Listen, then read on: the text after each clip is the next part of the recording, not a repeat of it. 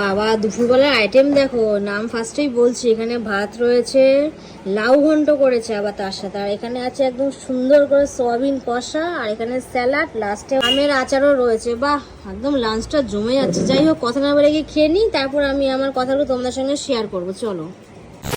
দেখো বিকালবেলা ওয়েদারটা এখন পুরো নিঝুম হয়ে গেছে, হালকা হালকা আকাশে পাখিও ডাকছে।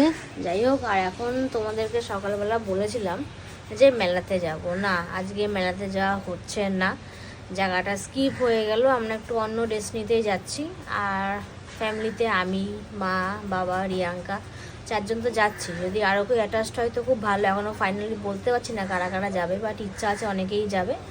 আর এদিকে দেখি দেখি তোর কি কাজ এখন? মেলছিস? আর মা কি করছো? ও মা, তুমি কি করো এখন? ওই যে তোর বাবা সব উল্টোপাল্টা করে রেখেছে, এগুলো ঠিক করছি। আচ্ছা ঠিক আছে, করো তাহলে। আজকে তো মেলা যাওয়া হচ্ছে না, আজকে একটু অন্যদিকেই যাই ফ্যামিলির সাথে। ঠিক আছে, আজকে ফ্যামিলির সঙ্গে দিনটা কাটাই, মেলা অন্য একদিন হবে, ঠিক আছে?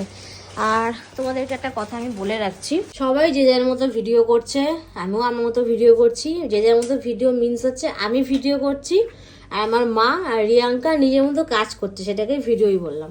এই যে এই জিনিসটা আমি দুদিন ধরে নিয়ে ঘুরে বেড়াচ্ছি, মুখে মাখার আমি চান্সই পাচ্ছি না, আজকেও পেলাম না, কারণ এখন বেরোতে হবে। 4:45 অলরেডি বেজে গেছে, 5:30 আমাদেরকে সবাইকে বেরোতে হবে।